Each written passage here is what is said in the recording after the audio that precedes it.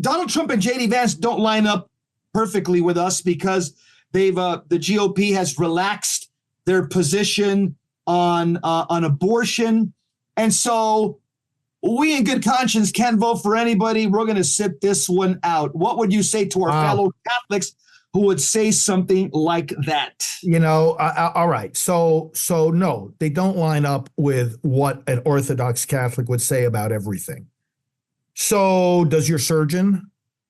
No. How about the firefighter that will come, God forbid, if your house got caught on fire? No. But why? I mean, why should we, call on a firefighter who doesn't line up with all our beliefs? No. Or a cop.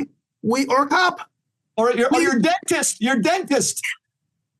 See, you know what it is? It's like, look, we can understand I understand the moral concern. Listen, we're all united in these moral positions that we take. We're all united. There's not a single abortion that's justifiable. Not in a million years could you think of a reason that it would be okay. We're against IVF. We can list, 1,000 different positions. We're united on that. No argument, no question. But voting is not that. Voting isn't a declaration that I agree with this candidate on everything. Voting, it's like a chess move. Voting is a strategic transfer of power. Now, you transfer power. Here's an analogy I used. And by the way, I was a prayer leader at the Republican National Convention. I led 2 prayer services every day of the 4 days. Many of the delegates and the alternates came, and I was talking about this very point during one of those prayer services. And I said, look, let's use the analogy of a runaway train. So we're all on a train. That train is the current election, right? There's no way to stop it. I mean, the voting is going to start pretty soon. And I want to urge people, vote on the first day of early voting. That's election day, okay? And so the train is moving, and we're going to come to the end of the tracks on November 5th, so you're on a runaway train and you can't stop it, but you could shift the track. And let's say you could shift the track, and you know that at the end of one track, it's going to do more damage than at the end of the other track. What would you do? Are you morally permitted to shift that train onto the track where it's going to do the less damage? And I don't think there's anybody who wouldn't say, yeah, I'm going to shift the train to the less harmful track. Are you therefore responsible for the damage that's done when the train hits whatever is at the end of that track? No, you're not responsible at all. That's completely beyond any intention that you have or any control that you have. You're not morally responsible. What you are doing is you're choosing to limit the damage. You're choosing to limit the evil. And a choice to limit evil is good. It's a good choice. We can never choose evil. But you can choose to limit evil. And look, in this world, that's all we're going to get. We're not going to get a perfect candidate that we agree with all the time. I mean, the only thing we could say, the only person we would agree with all the time is ourselves. And even then, we contradict ourselves. So it's like, how in the world, what are we thinking? We're putting voting in the wrong category of thought when people think that way and speak that way. And again, we have the greatest respect for them, but it's like, guys, come on, be real. Let's stop thinking about this in as if it were a canonization. It's not a declaration we agree with them on everything.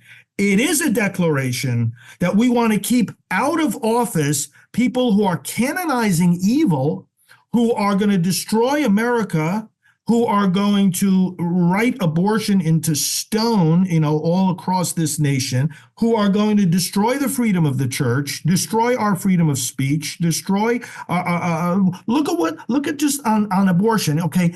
It's not a matter of comparing the current position of our candidates and the platform to what we know, and we agree could be better. But that's not the relevant comparison. The comparison is what our current candidates and platform are saying and what the Democrats are saying. Because the election is not between Trump and someone better. The election is between Trump and someone worse. So it's like, Jesse, we say in the act of contrition, or the Confiteor at the beginning of Mass, we ask God's forgiveness for what? For what we have done and for what we have failed to do. Why does a voter who expresses, as you summarized very well, that opinion, think that they're not going to be morally responsible for what they fail to do? If you fail to vote for the better of the two candidates, you don't share responsibility for the worst outcome? Of course you do. They think, like you say, this is kind of a purist attitude. I want to feel morally pure. And again, I'm not trying to criticize. I certainly don't criticize the moral commitment of these people. We share the same commitment. But it's like, let's not make the mistake of thinking that we can absolve ourselves of all moral responsibility for this election. The fact of the matter is, we all have moral responsibility for this election. If we have the right to vote, we have moral responsibility for the outcome. And that moral responsibility can be violated not just by what we do, but by what we fail to do. And one final point here. I can understand, again, people saying, hey, listen, I heard Trump say this or J.D. Vance said that. I don't agree with them on this. Doesn't line up with Catholic doctrine. All right, I hear you. But it's not J.D. Vance and Donald Trump who are going to be deciding everything in a Trump administration. Look at Dr. Ben Carson. Do our viewers and our listeners know what a devoted pro-life man he is, right? He's as pro-life as you and I are.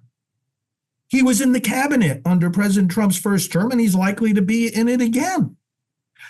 What kind of people is President Trump going to put in over the Department of Health and Human Services? That's a key department for the pro-life issue. What about the Attorney General? Right now, the Attorney General under the Democrats is throwing peaceful pro-life people in jail. We've got Eva Edel, Cal Zastro, Joan Andrews Bell. I know all these people. They're the most prayerful, spiritual people, peaceful people you ever want to meet, and they're behind bars. And President Trump said, when I get into office, they're going to go home. I'm going to get them out of jail because this is wrong. So it's like, it's not just Trump and Vance or even the party platform document. It's what these other people who are going to come in, thousands of people we're talking about, who are going to be brought into the administration. These are going to be our kind of people. And we know that because I know a lot of them. I know a lot of them they're lined up right now. You know them too. They're lined up right now, ready to serve this country under a Trump administration. The Democrats wouldn't get anywhere near these people, but they're as pro-life as you and I are. A lot of them are practicing Catholics. Listen, let's not make a mistake here. Oh, I can't vote for. You're not voting for, oh, I agree with everything that President Trump ever said or J.D. Vance. I'm voting to empower thousands and thousands of people who are going to come into a future administration, and they're going to do what's right. And they're going to do everything they possibly can. Nobody in government has a magic wand. Our government is purposely constructed so that everybody in every position has limits to their power. Right? That's the way our founders put it so that we wouldn't have tyranny. But you're going to have an awful lot of good people in there.